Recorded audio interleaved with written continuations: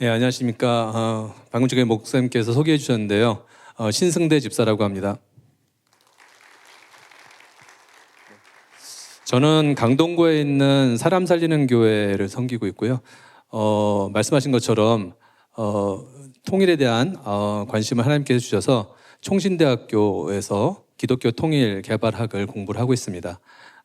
석사과정을 마치고 지금 박사과정에 이제 재학을 하고 있고요. 맑은샘 광천교회는 여기에 저희 대학원에 같이 다니고 계시는 원우님들도 계시고, 또 말씀하셨던 것처럼 작년에 저희가 중앙아시아 고려인 교회 탐방을 같이 하셨던 분들도 계셔가지고 너무 좀 오면서도 기대가 되고 반갑고, 예, 그런 교회인 것 같습니다. 개인적으로는 이쪽 지역이 제가 학창 시절부터 또 결혼하고 신혼 때까지 저희 처갓집이 요 근처에 있는 번동에 있어가지고 자주 이쪽 길을 다녀가지고 오랜만에 올 때마다 좀 고향에 오는 같은 기분도 들고요. 이쪽 지역에 길을 갖다 들었으면은 괜히 마음이, 예, 좋고 그렇습니다. 오늘 제가 나눠드릴 부분은 조선족 기독교와 통일 선교라고 하는 제목인데요. 사실은 이제 조선족 기독교뿐만이 아니라 중국의 기독교 상황, 이런 부분들에 대해서도 같이 나눠드리려고 합니다.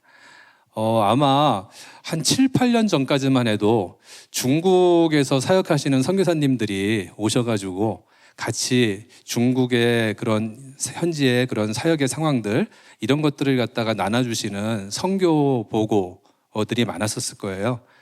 근데 어느 순간부턴가 중국 선교에 대해서 나눠주시는 선교사님들이 만나기가 어려워졌습니다. 아마 중국에 대해서 관심이 있으셨던 분들은 아시겠지만 어느 순간에 중국에서 선교사님들이 일시에 이렇게 추방을 당하시는 그런 사건이 있었죠. 그 이후로 사실 중국은 저희 사역하시는 선교사님이나 아니면 목사님들이 직접 그 현장을 이쪽에서 와서 알려드리기에는 조금 쉽지 않은 그런 지역이 됐습니다.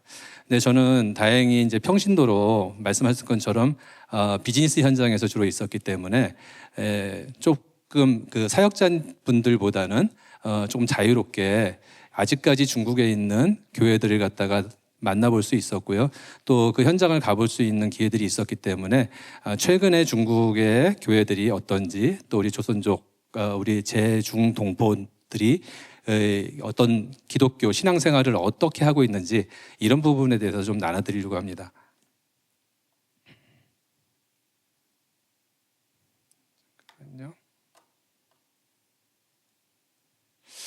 말씀드렸던 것처럼 저는 대학부터 이제 중국어를 전공을 해가지고 지금까지 약 35년 이상 중국과 관련된 일을 하고 있습니다. 저희가 1992년에 한중 수교가 됐습니다. 1992년에 한중 수교가 되고 지금까지 1992년 이후에 거의 한 해도 안 빼놓고 중국은 다녔고요. 또 그중에 한 13년 정도는 중국에서 직접 거주를 하면서 중국에서 중국 시장을 개척하는 그런 업무를 주로 맡아서 했습니다. 그러다 보니까 이 지도에 오른쪽에 있는 것처럼 중국 대륙인데요. 이 중국 대륙을 상당히 장돌배기처럼 돌아다니는 일을 했습니다. 그래서 여기 보면은 이 노란색으로 되어 있는 부분이 제가 돌아다녔던 지역들입니다. 그러니까 중국에 사실 사람이 사는 동네들은 거의 다 다녔던 것 같아요. 그 도시들을. 중국에 우리나라의 도 정도의 행정구역으로 되는 그 지역이 한 350여 개 정도가 있는데 제가 그 중에 한번 어느 날 좀 시간이 있어서 쉬어봤더니만 한 200개 정도를 다녔더라고요. 그래서 어느 정도 중국을 조금 이해할 수 있는 그런 이제 인생을 살았구나 하는 생각을 했고요. 이렇게 다니다 보니까 그 땅을 밟으면서 그 땅을 위해서 기도를 했고 그 땅에 있는 사람들을 위해서 기도를 하는 시간들을 가졌었습니다.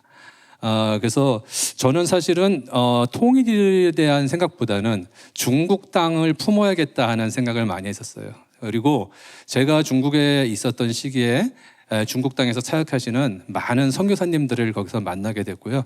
그 선교사님들을 통해서 중국 땅에서 이루어지고 있는 사역들 얘기들을 많이 듣고, 제가 직접 사역의 현장으로 참여하지는 않았지만 그분들을 갖다가 뒤에서 같이 서포트하고 같이 나누는 그런 일들을 많이 했습니다. 가까이 지냈던 선교사님 중에는 여기 맑은샘 강촌교회에서 파송되신 선교사님도 계셨고요. 지금 캐나다에 계시는데 박인철 선교사님도 제가 베이징에서 근무할 때 많이 저한테 그런 신앙적인 도움을 주셨던 분이시고요. 하여튼 그 시기에는 많은 선교사님들이 중국의 대도시에서 활동들을 하셨어요. 비록 그 드러내놓고 하시지는 않으셨지만 그 당시에도 그렇게 편하게 하실 수 있는 그런 시간은 아니었습니다. 하지만 본인들이 그런 위험을 감수하면서라도 사역을 하실 수 있는 시간이었었거든요. 근데 그 시기에 저는 이제 기업체에 있으면서 또 그런 분들한테 많은 영향들을 받았던 것 같습니다. 그래서 중국 땅을 위해서 기도했었는데 어느 날 제가 이제 귀국을 하고 또 이 통일에 대한 어떤 관심을 하나님께서 나이가 40대 후반이 되면서부터 저한테 그런 마음들을 주시기 시작하셨어요. 그래서 지금은 이제 중국에서 그 너머에 있는 이 한반도의 통일을 바라보는 그런 어떤 그 꿈을, 비전을 가지고 공부를 하고 있습니다. 근데 돌이켜보니까 사실 중국에 있을 때부터 통일에 대한 부분에 대해서 관심을 조금 가지긴 했던 것 같아요. 그리고 하나님께서 저를 갖다가 처음부터 통일에 대해서 뭔가 이렇게 끌고 가셨던 부분이 있는 것 같습니다. 사실 제가 중국에서 1995년에 처음으로 첫 출장을 중국으로 가게 됐는데 첫 출장을 가게 된 데가 연변이었습니다. 제가 그 당시에 담당하던 업무가 중국 연변에 설립된 중국 연변과학기술대학에서 부설로 설립한 자동차 정비 기술원이 있었습니다. 훈련원이. 제가 신입사원 때 담당 업무가 그 기술원을 갖다가 지원하는 업무를 했었어요. 그래서 첫 출장을 연변으로 갔고 연변에서 여기를 꼭 가봐야 된다고 그래가지고 도문을 갔었습니다. 그 당시에는 도로가 안 좋아서 연변에서 도문까지 가는데 시간이 꽤 걸렸습니다.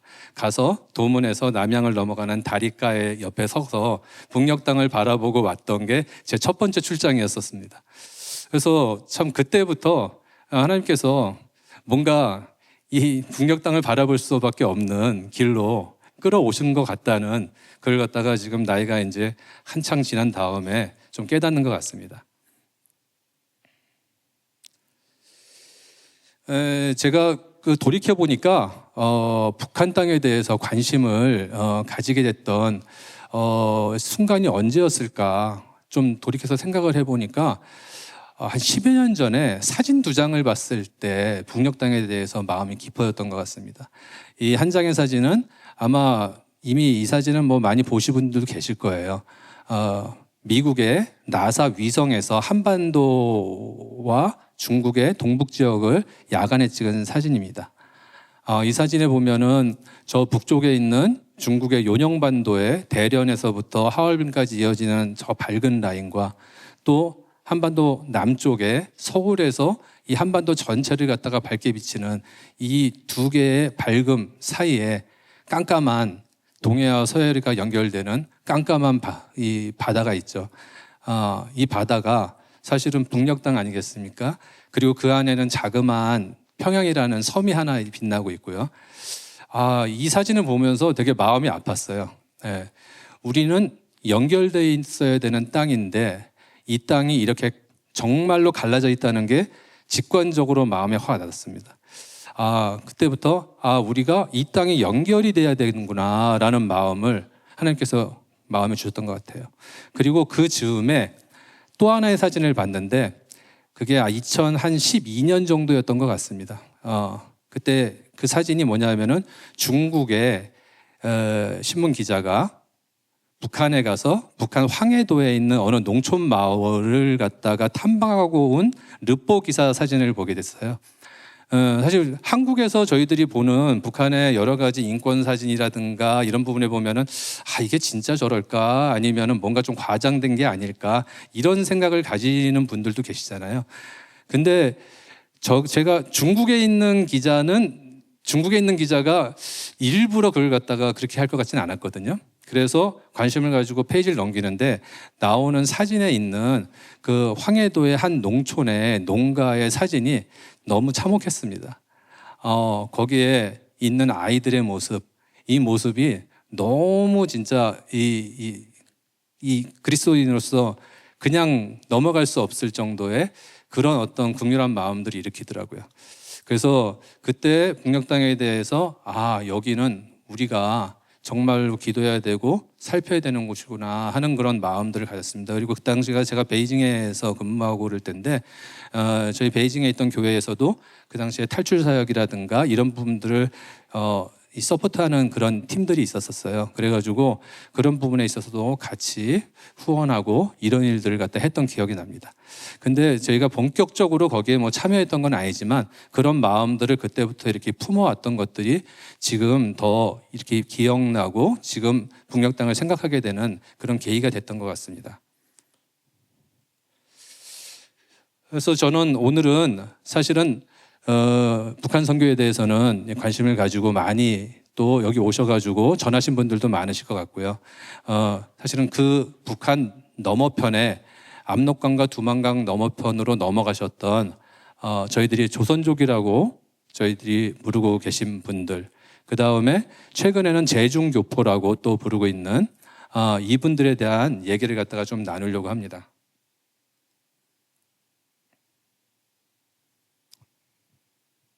네, 방금 전에 목사님 말씀하신 것처럼 저는 이제 디아스포라, 한인 디아스포라에 대해서 좀 관심을 가지고 공부를 갖다가 집중적으로 하고 있습니다. 한인 디아스포라, 사실 디아스포라라는 용어를 갖다가 저희들이 교회 안에서는 좀 쓰기 시작한 지가 많이 들어보시기 시작한 지가 시간이 됐지만은 밖에서는 잘 들어보던 용어가 아니었던 거로 생각이 납니다. 한 20여 년 전, 한 10몇 년 전만 해도 교회를 벗어나면 디아스포라라는 용어 별 듣기가 쉽지 않았던 것 같아요. 사실 디아스포라는 흩어진 사람들이지 않습니까? 유대인들을 갖다가 이 포로로 흩으셨고, 그래서 흩어지고 고국을 본향을 갖다가 그리워하면서 모국을 갖다가 바라보면서 현지에서 살아가는 이런 분들이 지금 디아스포라잖아요. 과거에는 저희들은 디아스포라라는 용어보다는 해외 교포, 재외 교포 이런 말들을 많이 썼었죠. 사실은 교포도 마찬가지로 현지 지역에 가서 정착하신 분들을 우리가 교포라고 합니다. 포라는 거는 한 배에서 태어났다는 거잖아요. 그러니까는 현지에서 교라는 거는 현지에 정착했다는 얘기거든요. 현지에 정착했지만 한 배에서 태어난, 그래서 형제 자매인 이런 분들이 사실 디아스포라거든요. 그래서 저희가 이 해외에 많은 분들이 해외에 계시지만 현재 한 700만 정도가 됩니다. 근데 저희가 한 돌이켜서 생각해 보시면 여기 이제 젊으신 분들 한 20대 분들은 잘 모르시겠지만 한 40대 넘으신 분들 돌이켜서 생각해 보시면은 우리가 해외 교포라고 하면은 주로 재미교포, 제일교포가 떠올렸었을 거예요. 사실 그 외에 또 우리 교포가 어디 있지 그러면은 서독으로 가셨던 분들, 간호사나 광부로 가셨던 분들, 이런 분들이 생각났지 그 나머지 사회주의권에 우리 교포가 있다는 거에 대해서는 사실 생각을 갖다가 거의 못했던 것 같습니다. 근데 이런 사건을 이러한 상황을 바꾸는 엄청난 큰 사건이 1980년대 후반에서 90년대에 일어나죠. 사회주의권이 무너지고 사회주의권에 닫혔던 담이 열리면서 우리의 기억 속에 사라졌던 많은 우리의 동포들이 나타나기 시작합니다. 그 중에 하나가 사실 조선족 저희 교포였고요. 또 그 중에 하나가 더 멀리 가셨던 고려인 교포들이었죠. 이분들이 그렇게 많은 줄 몰랐어요. 사실 그 존재조차도 잘 몰랐었는데 이렇게 많은 분들인지 몰랐습니다. 저희들이 한인 디아스포라를 갖다가 크게 보면은 두 부류의 디아스포라로 나눌 수가 있습니다. 한 부류는 바다를 넘어가신 분들이에요. 배를 타고 비행기를 타고 바다를 넘어가신 분들인데 이분들이 일본과 미국으로 넘어가신 분들입니다. 이분들은 대체적으로 좀 자발적으로 넘어가신 그런 부류들이 많아요. 한 부류는 대륙으로 가신 분들입니다. 저희가 대륙 디아스포라라고 하는데 주로 중국이나 연해주 지역을 거쳐서 대륙으로 흩어진 분들이에요. 근데 이분들은 비자발적으로 가신 분들이 사실 많습니다. 비자발. 그래서 어찌 보면은 그 이주의 과정을 보면은 훨씬 더 참 고통스러웠고 이런 길을 걸어가셨던 분들이 대륙으로 가셨던 디아스포라들이거든요. 근데 이게 우리나라가 자유민주주의 국가가 되고 사회주의권하고 냉전 시기에 분단이 되면서 이 존재들이 완전히 잊혀졌었던 거죠. 하지만 이게 우리만 잊혔던 게 아니라 거기에 계셨던 분들도 우리를 몰랐습니다. 북녘 땅만 생각을 했지 이 한반도 남쪽에 있는 데에 대해서는 잘 기억을 못 하셨어요. 남조선 정도로 아셨죠. 한국이란 나라는 이름조차 몰랐습니다. 근데 이 한국이란 나라가 알려지는 아주 결정적인 사건이 있었는데 88년도에 있었던 올림픽입니다. 88년도에 서울 올림픽이 열리면서 사회주의권과 자유주의권이 모두 참여하는 올림픽이 8년 만에 열립니다. 모스크바하고 LA에서는 반쪽짜리 올림픽이 열렸었는데 서울에서 전 세계가 다 모이는 올림픽이 열렸었는데 그때 사회주의권에 계시던 저희 디아스포라 조선족 고려인 분들이 저기가 어디야? 저기 서울이라는데 하면서 TV에서 비로소 이 사우스 코리아 한반도를 보시게 된 거예요. 그러면서 이 존재에 대해서 인식을 하시기 시작하게 되십니다. 그리고 그 뒤에 엄청나게 많은 교류들이 일어나게 됩니다. 특히 조선족 분들은 이주의 과정을 보면은 약 3번 정도에 걸쳐서 중국 지역으로 이주를 하게 되세요. 사실 우리 한인 디아스포라의 역사는 그리 길지가 않습니다. 길게 봐야 한 150년 정도 됩니다.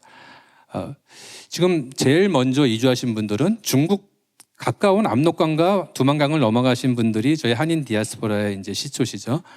저기를 갔다가 왜 넘어가게 됐을까요? 원래 한반도의 북쪽에 지금 만주라고 하는 지역은 청나라 시절에는 사람들이 들어가서 개간을 할 수 없는 지역이었습니다. 땅이 척박해서 개간을 안 한 게 아니고요. 그 지역을 청나라 정부에서 못 들어가는 지역으로 긴 담을 쌓았어요. 버드나무 담을 갖다가 긴 장벽을 쌓았습니다. 그래서 그 지역을 들어가면은 처벌을 당했어요. 그 지역에서 개간을 하게 되면. 그 이유는 청나라가 지금 만주 지역이 발언을 했던 지역인데 물밀듯이 밀고 내려가서 명나라를 갖다가 멸망시키고 베이징으로 청나라가 입성을 했습니다. 하지만 중원 지역, 이 중앙 지역에 있던 한족들의 세력이 다시 발흥을 하면은 청나라는 배후 지역으로 다시 후퇴할 지역을 남겨놓고 싶어 했습니다. 그래서 본인들의 거주지였던 현재 지금 동북삼성이라고 하는 요녕성, 길림성 지역을 완전히 비워놨었어요. 비워놓고 여기는 개간하면 안 돼. 원래 청나라는 유목민 출신이잖아요. 그렇기 때문에 그쪽 지역을 들어오게 하고 거기에 농사를 지면은 처벌을 하는데 조선에서도 거기를 못 들어가게 했습니다. 청나라하고 외교적인 마찰이 생길까봐 거길 넘어가면은 극형에까지 처할 정도로 저 압록강을 넘어서 가는 걸 금지를 해놨었어요. 근데 청나라 말기가 되면서 청나라가 약해지니까 그 지역을 세계 열강들이 다 호시탐탐 노리게 되는 거죠. 노리면서 러시아가 노리고 일본이 노리고니까는 청나라에서 거기에다가 이주 정책을 합니다. 그리고 한반도에 있던 이 사람들은 함경도 지역에 1860년대에 상당히 아주 극심한 이제 기근이 발생이 됐습니다. 그러면서 함경도 지역에 있던 분들이 그쪽으로 몰래 넘어가서 이제 농사를 짓기 시작하셨어요.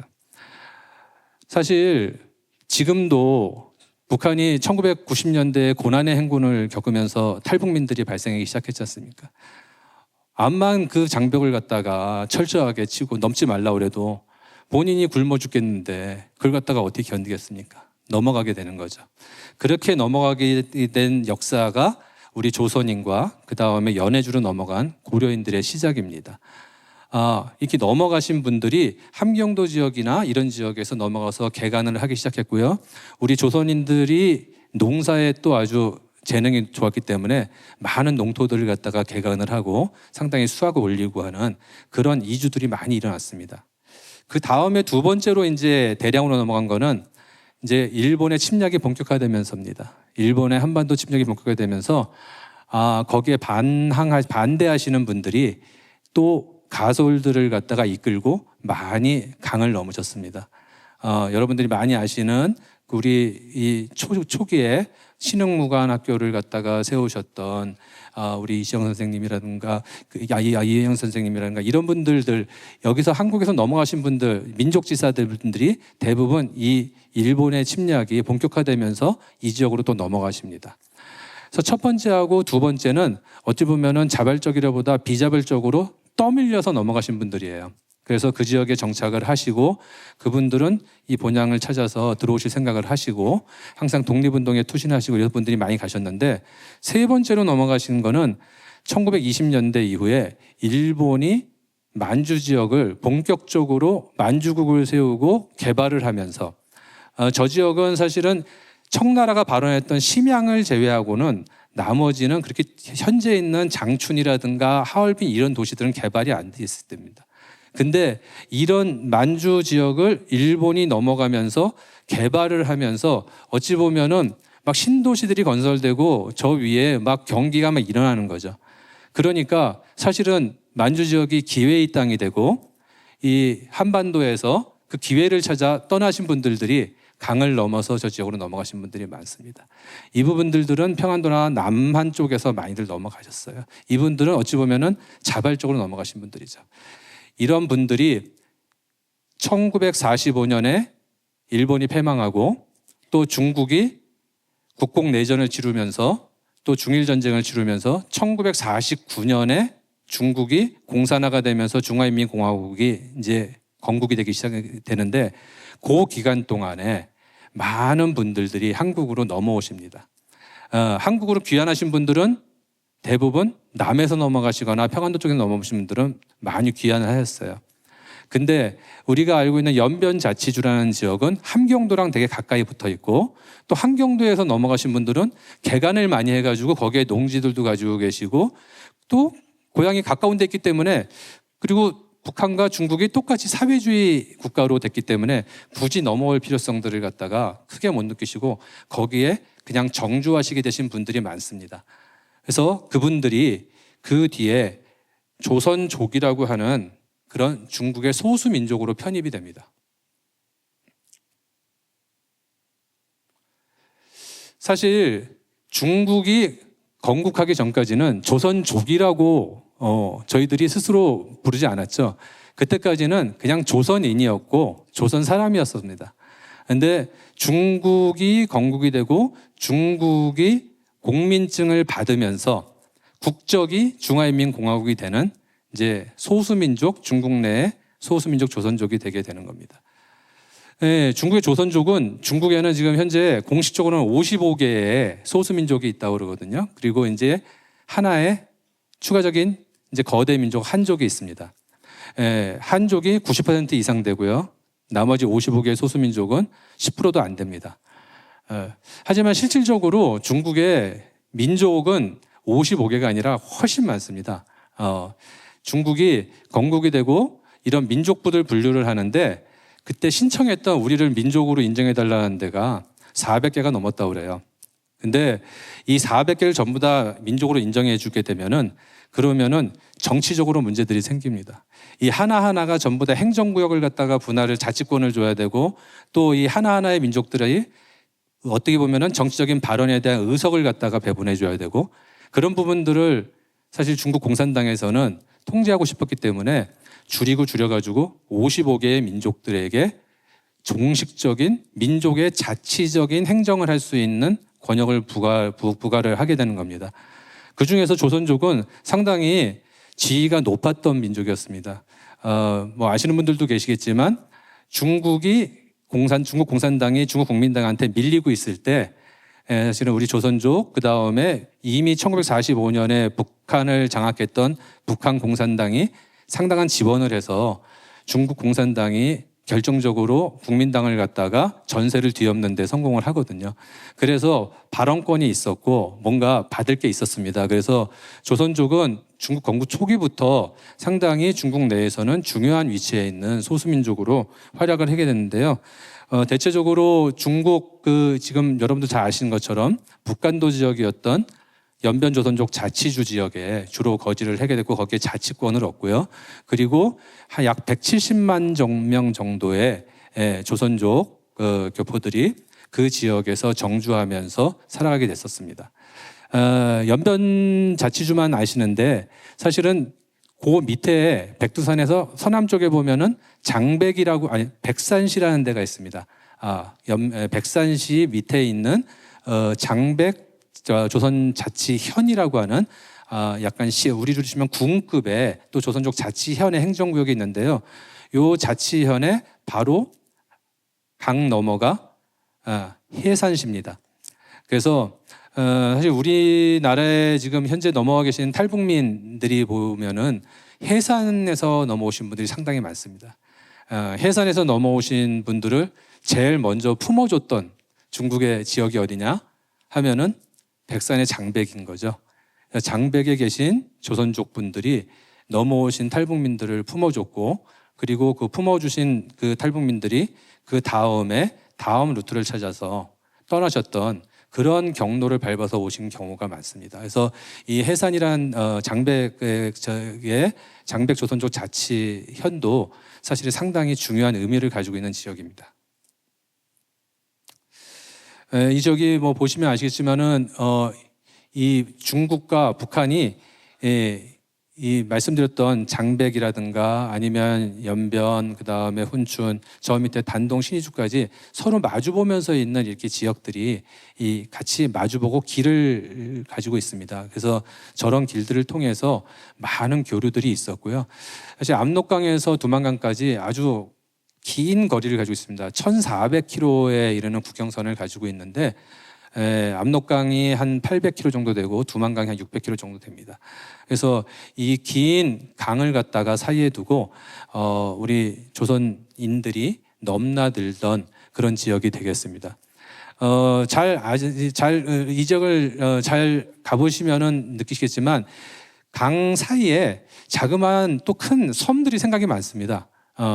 여러분들 아시는 그 큰 섬 중에 하나 위화도라고 있죠. 위화도. 위화도 회군했던 위화도도 압록강 가운데 있는 섬입니다. 큰 섬들이 꽤 많은데 큰 섬들이 대부분 북한 땅입니다. 이게 이제 북한과 중국이 국경선을 갖다가 획정을 할 때 그 당시에 그 지역에 누가 살고 있느냐를 갖다가 주로 기준으로 해서 했는데, 아무래도 북한 지역에 있던 분들이 개간을 하기 위해서 하중의 땅, 그 강 가운데 있는 섬으로 많이 들어가서 땅을 개간하셨다고 그래요. 그러다 보니까 압록강, 두만강 강 가운데 있는 하중도 중에 큰 섬들은 대부분이 북한 땅으로 되어 있습니다. 그리고 요즘 최근 뉴스에도 나오지만은 이 두만강의 맨 끝에 약 17km 정도는 이 북한 땅도 중국 땅이 아니라 러시아와 북한이 국경을 갖다가 맞이하고 있습니다. 그래서 약 17km 정도 되는데 러시아하고 북한이 사회주의 서로 형제 국가라고 하면서도 중국에게 요 17km의 이 물길을 갖다가 오픈을 안 해주고 있습니다. 요 밑에 보시면은 사진이 조그마해서 보이실지 모르겠는데 여기에 철교가 하나 있습니다. 철교가 높이가 9m 정도 돼요. 그러니까는 큰 배가 지나갈 수가 없습니다. 막혀 있는데 최근에 북러 관계가 좀 밀접화가 되면서 여기에 차량이 다닐 수 있는 차량 교량을 갖다가 하나 또 만들고 있습니다. 이 다리도 높이가 제가 어제 뉴스에서 봤는데 한 6점 몇 미터 된다고 하더라고요. 그러니까는 여기를 갖다 열어주지 않으면은 중국 배들이 나갈 수 없는 딱 봉쇄해 놓고 이런 상황입니다. 그래서 저걸 갖다가 약간의 지렛대로 해서 중국과 딜을 하고 하는 그런 상황입니다. 이러한 이 중국 조선족 교포들 1990년대에 들어서 이 존재들이 알려지게 됐고 교류가 시작이 됐습니다.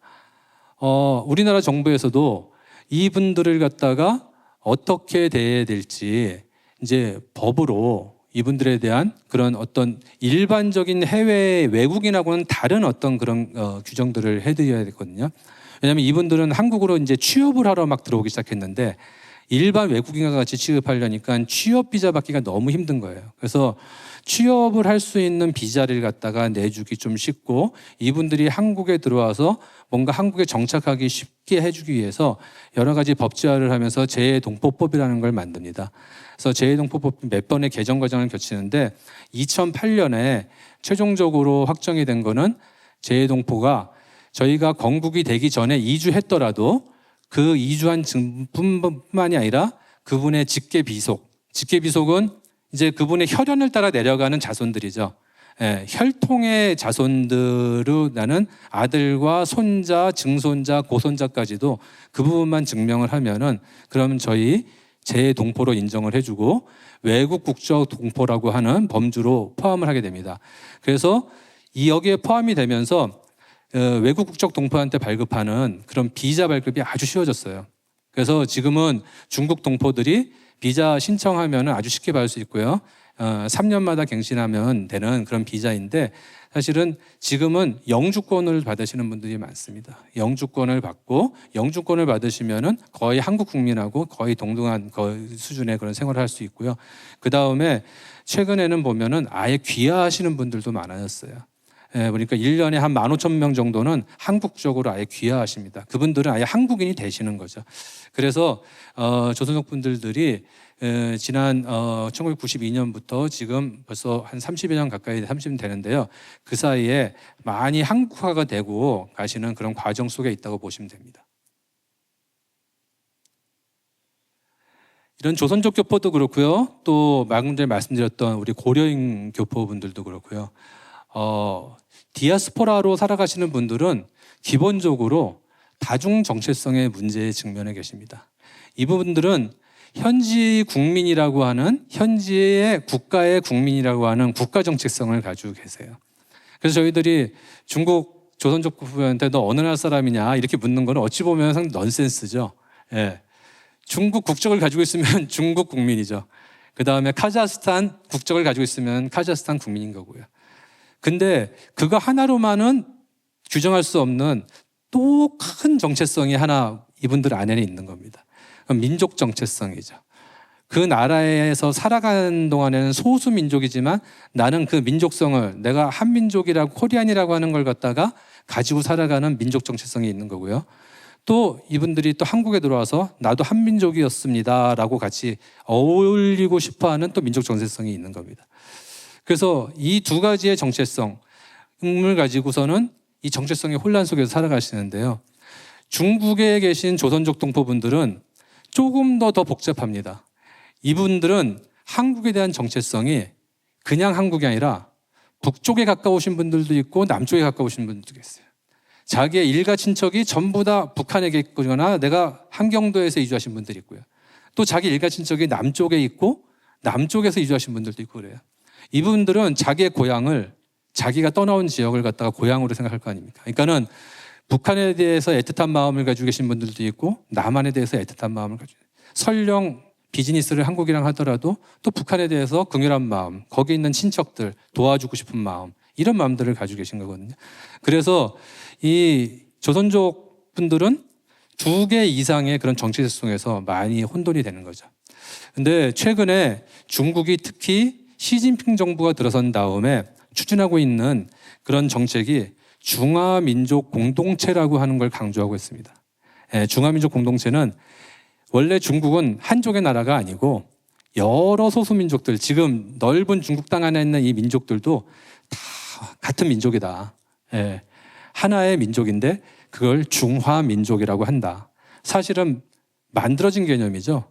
원래는 중화라는 사상은 한족을 놓고 하는 얘기였거든요.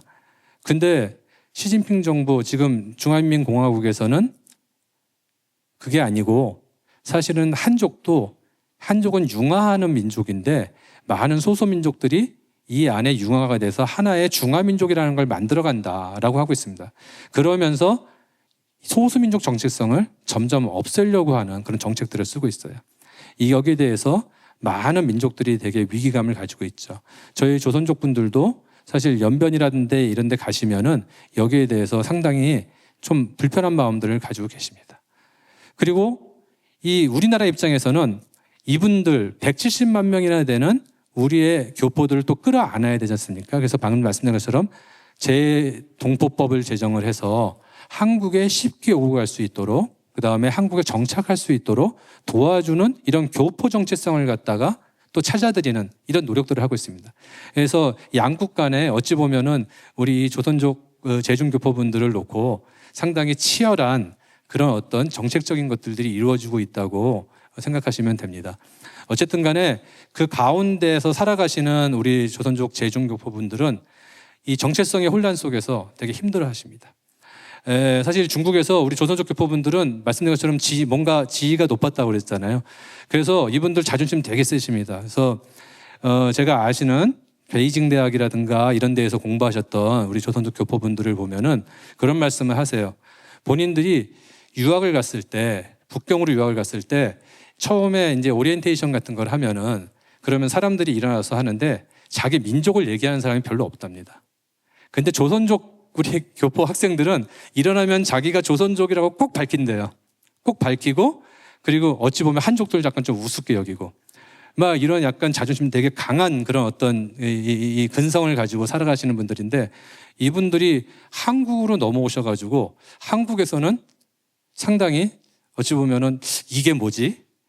하는 그런 좀 약간 비애의 순간을 맞이하는 경우들이 많으신 거죠. 그래서 그런 부분은 우리가 다시 한번 좀 깊이 생각해 봐야 되는 부분이 아닌가 싶습니다. 지금 이제 요거는 우리들이 그냥 경제 뉴스에 보면은 많이 나와요. 이 철도가 연결이 되면은, 대륙과 연결되면은 우리가 무슨 경제적으로 앞으로 뭐 미래 비전을 얘기할 때 많이 나오는데, 사실 저는 저 철도의 길들을 볼 때 단지 경제로만 보이는 게 아니라 사실 저 길은 우리한테 복음이 흘러 들어왔던 길이거든요. 요녕성에 있는 심양에서 번역됐던 최초의 한글로 번역된 성경들, 이런 것들이 저 길을 넘나들던 상인들에 의해서 한국 땅으로 복음이 흘러 들어오고, 또 평안도 지역에, 의주 지역에 믿음의 공동체들이 세워지고 이랬던 길들이거든요. 그래서 저희들이 저 지도를 보고 저 철도의 연결 노선들을 볼 때 단지 경제로만 생각하는 게 아니라, 저 길을 통해서 들어왔던 우리 복음이 우리가 다시 회복을 해서 저 길을 통해서 다시 나가야겠다, 그런 어떤 믿음의 눈으로 저 길을 갖다가 바라봐야 되지 않을까 해가지고 이 지도를 갖다가 한번 넣어봤습니다. 그러면은 이제 우리 조선족 교포들에 대해서 좀 이렇게 설명을 드렸는데요. 중국 조선족, 중국의 기독교, 조선족 기독교는 최근에 어떤 상황일까라는 부분에 대해서 같이 한번 좀 나누도록 하겠습니다. 중국의 5대 종교는 우리나라랑은 조금 다릅니다. 다른 부분이 보면은 도교가 들어가 있죠, 도교가. 중국의 민간 신앙을 보면은 도교적인 색채가 상당히 강합니다. 사실은 중국의 불교도 도교와 뭔가 연합을 했고요. 그래서 불교와 도교가 막 섞여 있는 그런 상황입니다.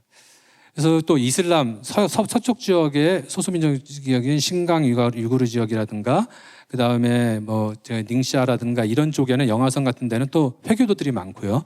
그래서 5대 종교 중에 불교와 도교를 갖다가 합친 인구가 사실 가장 많은데요. 중국이 사회주의 국가이고, 중국에서는 원래 공식적으로 종교는, 공산주의 국가에서는 종교는 소멸될 존재로 봅니다. 공산주의가 완성되는 시점에는 종교는 소멸된다는 게 공산주의 이론입니다. 그리고 중국 정부도 모든 공산주의 국가들이 지금까지도 견지하고 있는 방향성입니다. 그럼 왜 중국에 종교가 아직도 있느냐? 사회주의 국가들이 왜 종교를 갖다가 아직도 인정을 하고 있냐 하면은, 공산주의는 완성된 단계고 공산주의로 가는 과정에 사회주의라는 단계를 갖다 거쳐서 가는데, 사회주의 시기에는 아직은 여러 세력과 연합을 해서 이 사회주의 사회로 바꿔가는 시기를 거쳐가야 된다고 보는 거거든요.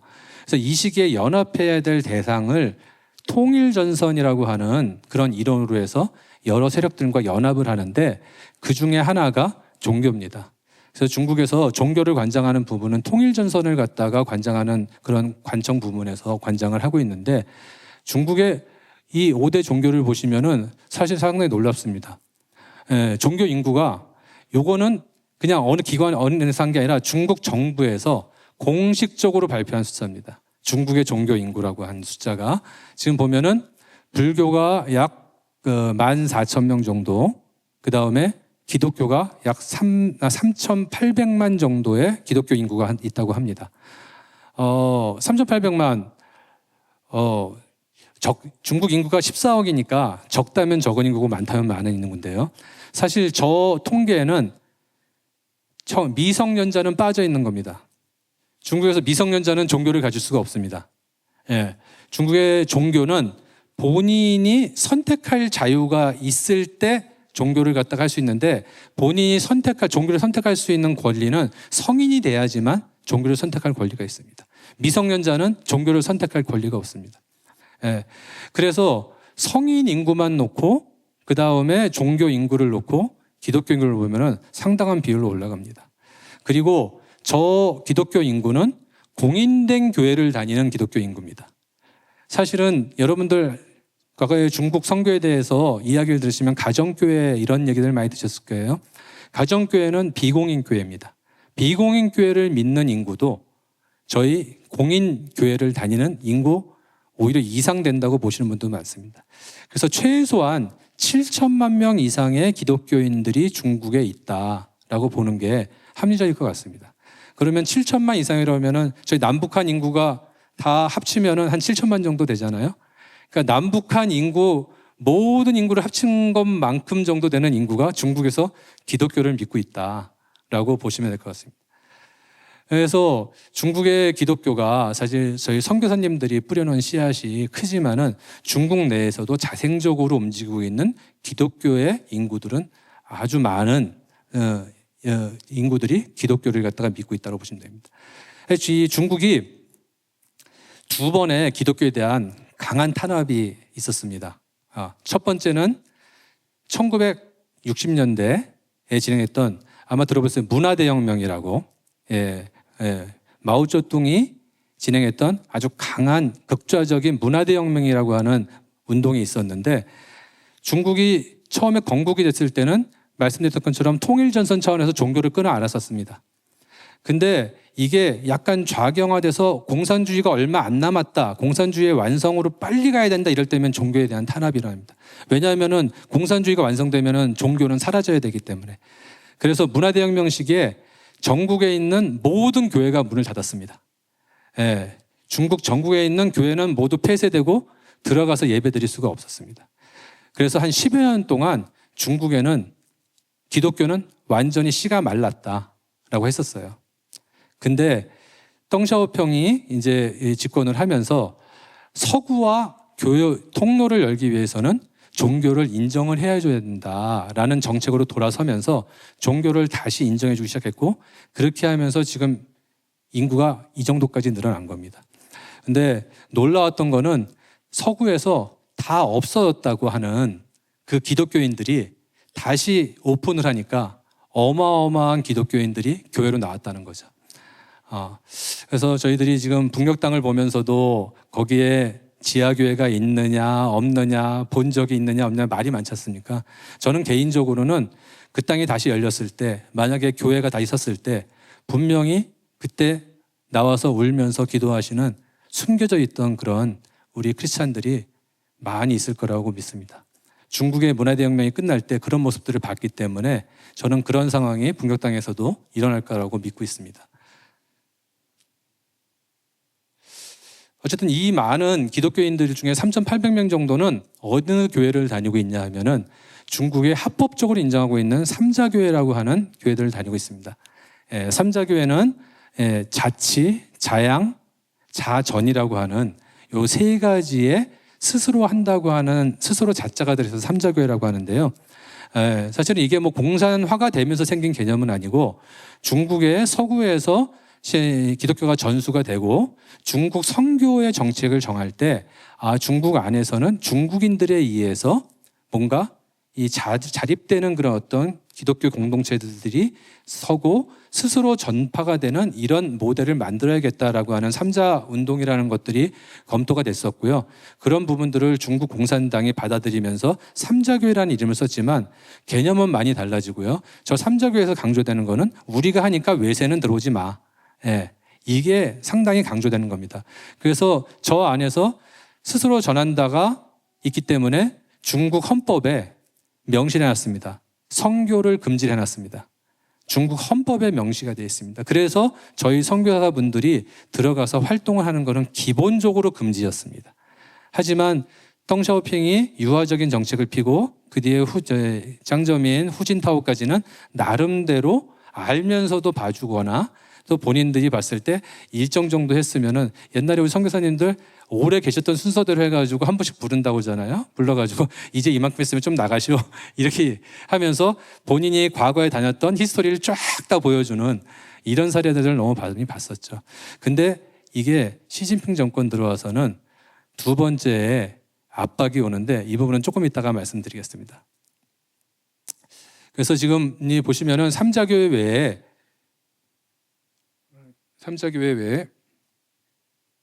가정교회와 그 다음에 도시교회 이런 부분들이 있는데 이 부분들은 사실 너무 보안을 유지하기 때문에 저희들이 들어가서 보기 어렵습니다. 그리고 지금 중국이 디지털 통제가 강화가 되어 있거든요.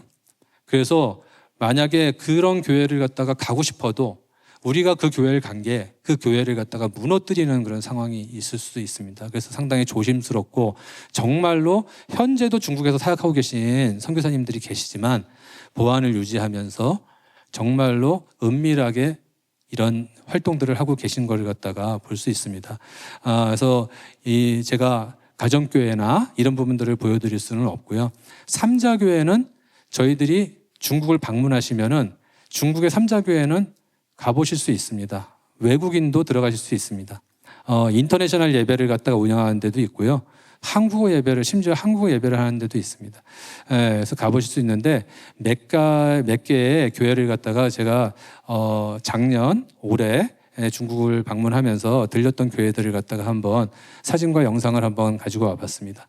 사실 중국에 오랫동안 거주하시는 분들도 중국 교회를 가는 걸 갖다가 되게 두려워서 안 가시는 분들이 많아요. 20년, 30년 계셨는데 중국 교회 못 가보셨다는 한인교회 성도님들이 거의 제가 볼 때는 90% 이상입니다. 예. 근데 막상 이런 교회들을 한번 들러보실 기회들이 있으면 한번 들려보시면 중국 교회가 어떤지를 갖다가 이해하실 수 있는 좋은 기회가 될 것 같습니다. 베이징에 가시면은 중국의 지금 현재 삼자교회는 우리 천주교 시스템과 비슷하다고 보면 됩니다. 어떤 지역, 교구가 있는 한 지역에 큰 교회를 하나 세워놓고 그 교회를 갖다가 다니게 하는 겁니다. 그러다 보니까는 이를 보면은 여기 성북구에 교회 하나 있는 겁니다. 예, 성북교회 교회 하나 있는 거고 그러다 보니까는 교회가 규모가 커지겠죠. 그래서 대도시에 있는 삼자교회는 기본적으로 대형교회입니다. 대형교회라고 생각하시면 되고요. 이거는 북경의 조양구라고 하는 우리 한인들이 많이 사는 왕징이라고 하는 지역에 있는데 그리 멀지 않은 지역에 있는 북경의 조양구에 있는 기독교회입니다. 교회 규모가 상당히 큽니다. 이 안에서 이렇게 예배 교회에 십자가도 크게 돼 있고 교회가 이 교회는 건축된 지가 아주 오래되지는 않았습니다. 한 20여 년 정도 됐는데요. 참 독특한 게요. 제가 여기를 갔다가 예배 시간을 잘못 알아가지고 1시간 먼저 가게 됐었어요. 갔더니만은 두 가지 독특한 걸 갖다가 발견했는데 요 사진에 보시면은 보이시겠지만은 여기 제단 앞에 무릎 꿇고 앉아 계신 분들이 있으시죠? 예. 한 30분 전쯤, 한 40분 전쯤부터 성도분들이 오시는데 오신 분들이 저 제단 앞에서 기도하시고 자리로 들어가시는 거예요. 예. 대부분 이제 좀 권사님급 정도 되시는 연세가 지긋하신 분들이 많이 오셔가지고 기도를 하시는데 저분들을 바라보면서 암만 정부에서 뭐라고 해도 저분들이 저 안에서 기도를 갖다가 속으로 뭐라고 하고 계실까 하는 그런 생각이 들었습니다. 저분들 안에 삼자교회이긴 하지만은 저분들 안에서도 성령님이 운영하고 계시겠구나 하는 그런 마음이 강하게 주셨습니다. 그래서 삼자교회에서 기도하시는 우리의 형제 자매들이죠. 저분들을 위해서도 기도를 해야겠구나 하는 그런 마음이 들었고요. 또 30분 전쯤 되니까 어느 한 분이 나오셔가지고 찬양 인도를 하세요. 오신 분들하고. 예전에 저희 어릴 때 중고등부 같은 때 하실 때 예배 전에 싱어롱 했던 거 비슷하게 오셔가지고 예배 시작 전에 한 30분 정도 그날 부를 찬양을 계속 반복해서 연습하시다가 예배 시간 되니까 예배가 시작이 되더라고요. 그래서 좀 이런 문화가 있구나 하는 부분을 갖다가 알게 됐는데요. 그런 부분은 한국 교회에서 좀 어찌 보면은 과거의 추억 속에나 있던 그런 어떤 기독교 문화인데 중국에서 또 발견하게 되는 그런 부분이 있는 것 같습니다. 예. 이 예배당 안의 모습이고요. 이런 상당히 지금 예배드리는 인원수가 많죠. 반도 못 찍은 겁니다. 이거 한 3배 정도 되는 인원이 예배를 드립니다. 하루에 보통 한 4번 정도 예배를 드립니다. 이 교회는 상당히 역사적으로 의미 있는 교회입니다. 아까 제가 말씀드렸던 문화대혁명이 끝났을 때 많은 사람들이 뛰쳐나왔다고 하는 교회인데요. 베이징의 어떤 올드시티 안에 있는 숭문문 교회라는 교회입니다. 숭문문 교회라는 교회인데 이 교회는 선교사님이 지은 교회예요. 역사가 100년 이상 되는 오래된 교회인데 이 교회가 폐쇄되고 이 교회가 다른 용도로 쓰이다가 문화대혁명이 끝나고 종교가 다시 믿을 수 있다고 하니까는 숭문문 교회에 그 많은 사람들이 모였다고 합니다. 그래서 또 우리 조선족들이 많이 계신 심양의 서탑교회가 열렸을 때도 똑같은 그런 상황들이 발생이 됐다고 그러고요. 그래서 이 기독교가 어떤 탄압 속에서도 살아있구나 하는 걸 갖다가 보여준 교회입니다. 이 교회에 보니까 이 교회는 이 예배 시간에 보니까 예배 시간표에 주일 예배에 조어 예배라는 게 있어요. 중국에서는 한국어를 조선어라고 그러거든요. 조어 예배는 한국어 예배입니다. 그래서 물어보니까 한국어 예배가 있대요, 주일날. 그래서 조선족 분들도 오시고 또 한국인들도 오고 학생들도 오고 그런답니다. 그래서 나중에 기회가 되시면은 베이징에 가실 때 시내 투어 하실 때 이 숭문문 교회를 한번 찾아서 한번 둘러보시면 좋을 것 같습니다. 이 주중에 있는 주중 낮 예배예요.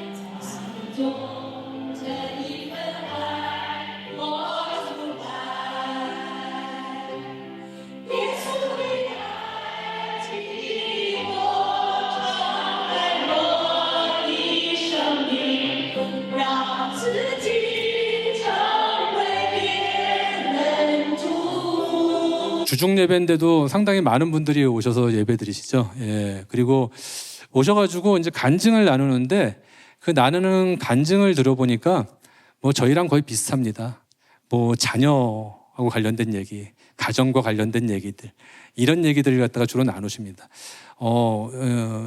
주중에 낮 예배인데도 상당히 많은 분들이 오시는 거 보고서도 또 약간의 감동이 있었고요. 교회를 들어가는데 아주 연로하신 그 권사님 같은 분이 오시더니만 외국인인데 여기 교회 왔냐고 그러면서 들어가서 같이 예배 드리자고 이렇게 해서 들어가서 저 예배를 받습니다. 근데 사실은 이렇게 사진 찍고 그러는 거는 금지가 돼 있어가지고 좀 조심해야 됩니다. 그냥 예배에 참석하는 건 괜찮은데 이 교회는 베이징에 있는 해정구라고 있는 하이디엔탕이라고 하는 교회입니다. 이 교회도 상당히 크죠. 이 교회는 우리가 잘 알고 있는 북경의 해정구라고 하는 지역은 대학들이 밀집되어 있는 지역입니다. 베이징 대학교, 칭화대학교, 인민대학교 이런 대학들이 여기에 다 밀집되어 있습니다. 거기에 이 교회가 있고요. 아주 큰 교회인데 그래서 그런지 청년들이 좀 많이 오는 것 같고요. 교회 분위기도 많이 다릅니다. 참 재밌는 게 여기 갔더니만 제가 설날 전에 연휴 때 갔었는데 중국 사람들이 복을 좋아해서 그런지 저 복복자가 가운데 들어가 있고 8개에 삥 눌러서 팔복을 써놨습니다. 팔복을. 그리고 그 밑에 있는 나무 모양은 성령의 9가지 열매를 갖다가 써놨습니다. 그래서 저걸 갖다가 집에 가서 붙이라고 설날 선물로 교회에서 나눠주더라고요. 그래서 참 이게 중국스럽다 하는 그런 생각을 했는데 막 이걸 타려고 막 줄을 서가지고 막 하는 걸 보고요. 중국 분들 정말 복받기 좋아하는구나. 그런 것들을 갖다가 좀 느꼈습니다. 이 교회의 예배 광경입니다.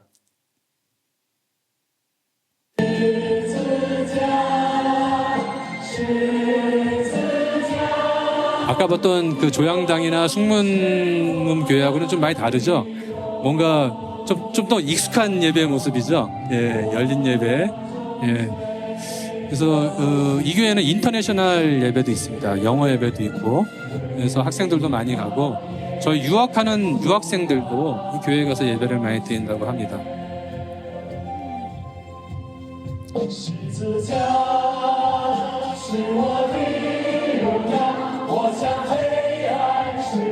조금 이제 저희가 부르는 찬양이랑 비슷한 찬양도 많이 불러요. 예, 그래서 중국말이라서 잘 못 알아듣지만은 그 찬양은 같이 따라 부를 수 있는 그런 찬양을 많이 부르더라고요.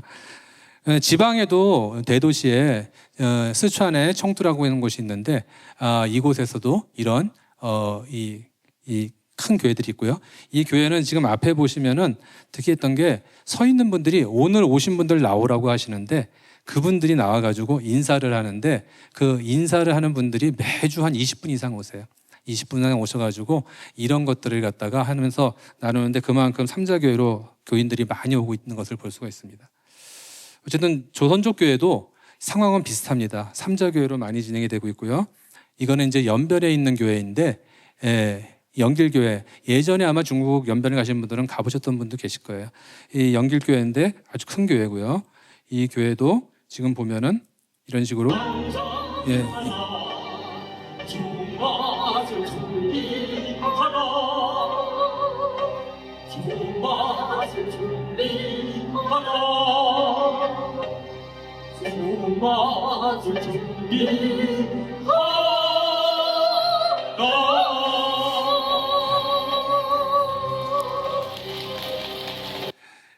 연변교회는 여전히 한국어로 예배를 드리고 있죠. 중국어 예배도 드리지만 한국어로 예배를 드리고 있고요. 어쨌든 이런 그 삼자교회를 갖다가 잠깐만 다녀오면은 중국이 도대체 기독교에 대해서 뭔가 이렇게 제약이 있는 나라인가 싶기도 합니다. 근데 사실은 시진핑이 들어선 이후, 시진핑 정부 이후에 중국에 과거 문화대혁명 못지않은 기독교에 대한 그런 압박이 있습니다. 그거는 종교의 중국화라고 하는 정책으로 진행되고 있는 것들입니다. 아까 조양당 교회에 이 옆에 보면은 옆에 있는 건물에 큰 전시관이 있는데 거기에 중국의 종교화를 선전하는 홍보관이 있습니다. 홍보관 안에 시진핑이 정책으로 교시한 내용이 있는데 우리나라 기독교의 중국화의 방향을 견제하여 적극적으로 사회주의 사회화로 적응하자라는 이런 내용이 적혀 있습니다. 결국은 종교의 중국화는 종교를 인정해 주는 것 같지만은 그 종교가 사회주의의 틀 안으로 들어와라라는 겁니다. 그래서 사회주의가 머리 위에 있고 그 밑에 들어와서 너희들은 공산주의 안에 종교로서 그냥 적응해 가라라고 하는 거거든요. 그러면서 많은 것들을 제약을 두고 있는데요. 사회주의 핵심 가치관이라고는 중국에서 강조가 있는 가치관하고 종교를 묶습니다. 그러면서 외래는 들어오지 못하게 하고 또 중국 내에서도 여러 가지 설교나 이런 부분에서도 제약을 두고 있습니다. 이런 것들이 정책으로 나타나고 있는 부분이 신종교 사무조례라고 하는 그런 어떤 법령입니다. 2017년 8월에 개정이 됩니다. 이게 후진타오 시절에 제정이 됐고 저때까지는 그래도 어느 정도 좀 봐줬어요. 근데 2017년 8월에 제정이 되면서 여러분들이 기억하시는 중국 선교사분들이 대거 추방되시는 시기가 2017년도 하반기입니다. 사실은 이 조례가 제정이 되면서 여기에 저촉된다는 명분으로 많은 선교사분들이 다 추방이 되시는 거거든요. 그래서 여러 가지 제약 요소들이 강화가 됩니다. 교회 안에 교회 건축 건물들 규격에 맞지 않으면은 그러면은 예배당 폐쇄한다든가 이런 부분들도 생기고요. 그리고 허가되지 않은 불법 종교 교육을 갖다 금지합니다. 이 부분은 상당히 심각합니다. 아까 봤던 그 삼자 교회들을 가시면은 예배 드릴 때 상당히 좀 홀리한 느낌을 받는데 거기서 조금 더 있다 보면은 이상한 걸 하나 발견하게 돼요. 아이들이 없습니다. 중고등학생도 없습니다. 아까 말씀드렸죠. 종교는 성인들이 가질 수 있는 겁니다. 성인이 아닌 자녀들한테 종교 교육을 하는 건 불법입니다.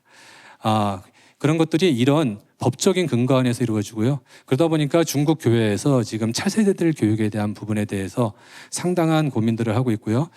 교회는 국가는 금지하지만 가정에서는 내 자녀한테 신앙을 전수하고 싶잖아요. 그래서 가정 안에서 어떻게 교육을 전수할 것인가, 아이들에게 신앙을 전수할 것인가가 중국 교회에서 상당히 기도하고 있는 부분들입니다. 이 부분은 저희들도 같이 한번 기도를, 중국의 그런 어떤 차세대들을 위해서도 같이 기도하면 좋을 것 같다는 생각이 듭니다.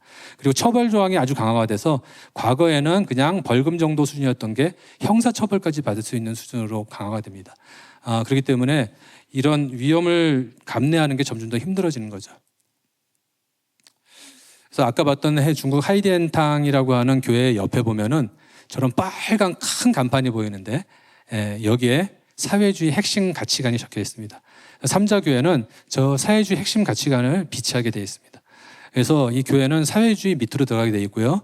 그리고 이 예배를 드리는 단상에 보면은 강단 옆에 중국 국기가 십자가 옆에 서 있죠. 국가 밑에 종교가 들어가게 되어 있는 겁니다. 그리고 연방 같은 경우에도 보면은 민족 색채를 갖다가 점점 없애게 하고 있어요.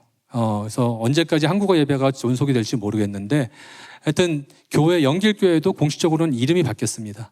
영길교회가 아닙니다. 지도에서 영길교회를 찾으면 안 나옵니다. 그 지역교회라는 의미를 두기 위해서 그 지명에 따른 교회 이름으로 바뀌었습니다. 이런 것들이 종교의 중국화라는 이름으로 많이 진행이 되고 있는데, 하지만 우리 조선족 교회들이 여전히 가지고 있는 특성은 아주 명백합니다. 우리 조선족 교회들은 조선어를 사용해서, 한국어를 사용해서 예배를 드리고 있고요. 그 다음에 한국어 성경을 보고 있습니다. 이 같은 언어의 성경을 본다는 게 얼마나 중요한지 모르겠습니다. 이 같은 언어된 성경을 보면서 그 성경을 보고 그 말씀으로 묵상하고 그 말씀으로 기도하기 때문에 어찌 보면 저희 한국의 크리스찬인하고 교감할 수 있는 가장 큰 힘이 되는 것 같습니다. 그리고 한국교회처럼 민족 문화도 상당히 중시해서 설날이나 추석 같은 때는 이웃과 떡을 나누는 그런 교회들이 행사들을 하고요. 그리고 한국 기독교의 영향을 무시할 수가 없습니다. 초기에 한국 선교사님이 들어가서 뿌려놓은 씨앗들입니다. 거기에서 양육했던 그런 씨앗들이 계속 남아서 한국 기독교의 영향력이 문화 안에, 교회 문화 안에 상당히 깔려 있고요. 그리고 수많은 또 조선족 우리 교포들이 한국을 왔다 갔다 하다 보니까 한국 교회에 이런 영향들을 갖다가 글로 가지고 갑니다. 그래서 조선족 기독교는 기본적으로 이런 강한 민족 정체성과 한국 교회가 가지고 있는 강한 기독교 정체성을 가지고 있는 교회의 특징을 가지고 있다고 볼 수가 있습니다. 또 조선족 교회는 저희 통일선교에 있어서도 상당히 중요한 역할들을 많이 해왔습니다. 아주 말씀하신 것처럼 북한 접경 지역에서 인도적 지원들을 많이 했고요. 그리고 탈북민 탈북 과정에서도 또 여러 가지 역할들을 많이 했습니다. 그리고 중국에 지금 있는 약 10만 이상 된다고 하는 탈북민들을 보호하는, 특히 여성들을 보호하는 활동들을 하고 있고요. 또 세계 선교에도 참여하는 그런 모습들을 보이고 있습니다. 사실 저희가 통일선교를 하고 있지만 저희들이 통일선교의 범위는 남북한 한반도에만 국한되어 있지 않습니다. 세계선교까지 이어지고 있는 우리 통일선교의 범위입니다. 이 안에는 한국교회뿐만이 아니라 한인 디아스포라 교회, 세계교회가 함께 만들어가는 그런 통일선교의 길입니다. 그래서 우리 조선족 교포들, 조선족 기독교는 저희 통일선교에 있어서도 상당히 중요한 의미를 가지고 있다고 할 수 있습니다. 하지만 현실적으로 중국이 이렇게 종교의 중국화를 하면서 우리들이 들어가서 조선족 교회와 교류하기는 상당히 어렵습니다. 그리고 거기에 계신 분들도 삼자교회 내에서 공식적인 통일선교 활동들을 해나가기는 되게 어렵습니다. 이 시점에서 우리가 기억해야 될 그런 분들은 한국에 들어와 계신 우리 조선족 교포들입니다. 지금 한국 조선족 교포들이 약 70만 명 정도가 한국에 들어와 있습니다. 70만 명이면은 어마어마한 숫자죠. 서울보다는 경기도, 그 다음에 인천 지역에 주로 많으신데요. 이 부분들이 70만 이상, 또 우리 귀화하시는 분들도 계시고, 이분들이 한국에 들어오셔 가지고 신앙의 자원으로 한국에 들어와 계신 겁니다. 그리고 말씀드렸지만 또 중국에서 신화교라고 하는데요. 중국에서 기독교 신앙을 가지고 또 아니면 한국에 들어와서 또 기독교 신앙을 받아보시는 분들도 상당히 많은 숫자가 들어와 있습니다. 총 우리 중국 국적을 조선족이 아닌 중국 국적자들도 거의 100만 명에 가까운 사람들이 한국 땅에 들어와 있습니다. 유학생들도 많고요. 또 비즈니스로 와 있는 사람들도 많습니다. 이런 170만 명 정도 되는 제 중국에 적을 두고 중국을 자유롭게 왔다 갔다 하는 그런 분들이 한국 땅에서 거주를 하고 계십니다. 그러면 저희는 이분들에 대해서 어떤 시각으로 선교적인 관점에서 바라보고 있을까요? 사실은 제가 가까이 지내는 조선족 목사님 한번 말씀을 들어봤더니만 이분들이 한국에 들어오셔서 그렇게 뜨거운 신앙을 가졌던 분들이 한국 땅에 들어오면 신앙생활하기 너무 어렵답니다. 너무 배타적인 그런 어떤 문화들 이런 속에서 적응을 하기 어려워서 이분은 목사님이시고 또 그 사모님 엄청나게 신앙이 뜨거우신 분인데 한국에 와가지고 교회를 4번을 옮기셨답니다. 한국 교회도 가보고 또 조선족 교회도 가보고 여러 교회들 가봤는데 적응을 계속 못하시다가 결국은 중국인 예배를 인천에다가 개척을 하셨습니다. 그러면은 이런 부분들이 그분만 겪고 있는가? 사실은 아닌 거죠. 한국에 들어와 계시는 조선족 크리스찬들이 오히려 중국에 계실 때보다 한국 안에서 신앙생활하기가 더 힘든 상황을 맞고 계신 그런 현실을 갖다가 우리가 맞닥뜨리게 됩니다. 저희들이 최근에는 특히 중국인이라든가 조선족 교포들에서 약간 좀 혐오스러운 혐오 정서들도 있기 때문에 더더욱 힘들어지는 것 같아요. 하지만 저희가 특히 북녘 땅을 갖다가 바라보고 있고 아까 했던 우리 조선족 교포분들이 통일선교에서 있었던 그런 남북을 다 품을 수 있는 기본적인 자원으로 흩으셨던 하나님의 뜻을 생각한다 그러면은 우리가 한국에 들어와 계신 우리 조선족 교포분들, 그 다음에 그분들의 힘들게 운영되고 있는 조선족 교포분들의 교회들, 이런 부분들의 시선을 좀 돌려야 되지 않을까 싶습니다. 이분들은 말씀드린 것처럼 중국에 있는 저희 재중 탈북자분들을 여전히 케어하시는 중요한 역할을 하고 계십니다. 그래서 저는 개인적으로 한국에 들어와 보신 이 조선족 교포분들을 품는 우리 한국교회의 연습이 결국은 나중에 한꺼번에 들어오게 될 우리 북한의 수많은 우리 동포들을 갖다가 품을 수 있는 그런 사전의 준비 단계를 우리한테 만들어준가 하는 그런 생각을 가지고 있습니다. 저희들은 항상 보면은 같은 것보다는 다른 걸 찾는 그런 어떤 경향들이 있습니다. 하지만 저희들은 기본적으로 하나님께서는 저희들을 하나님의 형상으로 동일하게 만들어주셨죠. 같이 창조하셨습니다. 그렇기 때문에 저희들은 다른 거를 바라보기보다는 특히 우리 조선족 교포분들이나 아니면은 북녘 땅에서 탈북하신 우리 탈북민 형제자매들 또 북녘 땅에 계신 우리 동포들을 바라볼 때 같은 부분을 점점 조금 더 바라보려고 하는 그런 시선을 가지면은 좋겠다는 생각을 합니다. 마지막으로 렘브란트라는 화가가 그린 그림입니다. 여러분들 잘 아시는 우리 탕자가 돌아오는 그런 이제 스토리를 가지고 그린 그림인데 이 안에 보면은 무릎 꿇고 있는 탕자가 있고 안아주시는 아버지가 있죠. 하지만 저 뒤에 그걸 갖다가 이렇게 좀 기분 나쁜 표정으로 바라보고 있는 그런 탕자의 형을 갖다 보게 됩니다. 사실 저는 사회주의라는 이념으로 들어가게 됐던 우리 조선족 교포들이나 아니면은 북녘의 동포들이나 어찌 보면은 탕자와 같은 시기를 갖다가 보낸 거 아닌가 하는 생각을 합니다. 그분들이 우리한테 왔을 때 탕자의 아버지가 안아주었던 것처럼 저희들은 안아줘야 되는데 근데 저희들이 탕자의 형이 되어 있는 건 아닌가라고 회개할 때가 많습니다. 탕자의 형이 눈으로 그 돌아온 나의 형제 자매를 바라보고 있는 거죠. 마지막으로 말씀 한번 같이 한번 읽어보고 마무리했으면 좋겠습니다. 같이 한번 마무리 한번 읽어보실까요? 예. 아버지가 이르되 너는 나와 함께 있으니 내 것이 다 내 것이로되 이 내 동생은 죽었다가 살아났으며 내가 잃었다가 얻었기로 우리가 즐거워하고 기뻐하는 것이 마땅하다 하니라. 예, 이 탕자는 아버지가 보기에는 죽었다가 살아난 아들입니다. 예, 저희들은 하나님이 다 주셨다고 하거든요. 사실 한국교회 부흥하고 저희들 교회 안에서 너무 편하게 예배드리고 있죠. 제가 중국에 있을 때 저희 한인교회인데도 공안들이 들이닥쳐가지고 예배가 중단된 적이 있습니다. 그때 비로소 알았습니다. 우리가 예배를 드린다는 게 이 시간이 얼마나 정말 소중한 시간인지. 결국 저희 한인교회는 문을 닫았었습니다. 폐쇄가 됐었는데 저희들이 하나님께서는 이 안에서 정말로 다 주셨습니다. 다 주셨는데 죽었다가 살아서 돌아온 동생을 품어 안을 그 마음 저희들한테 회복이 됐으면 좋겠습니다. 결국은 우리가 조선족 교포들을 바라볼 때나 아니면 탈북민 형제자매들을 바라볼 때나 아니면은 나중에 우리한테 같이 오게 될 북녘의 2,700만의 우리 동포들을 갖다가 바라볼 때 저희가 탕자의 형이 되는 게 아니라 아버지의 마음으로 그분들을 갖다가 품어 안는 그런 저희들이 됐으면 하는 마음으로 오늘 말씀을 전합니다. 예, 감사합니다.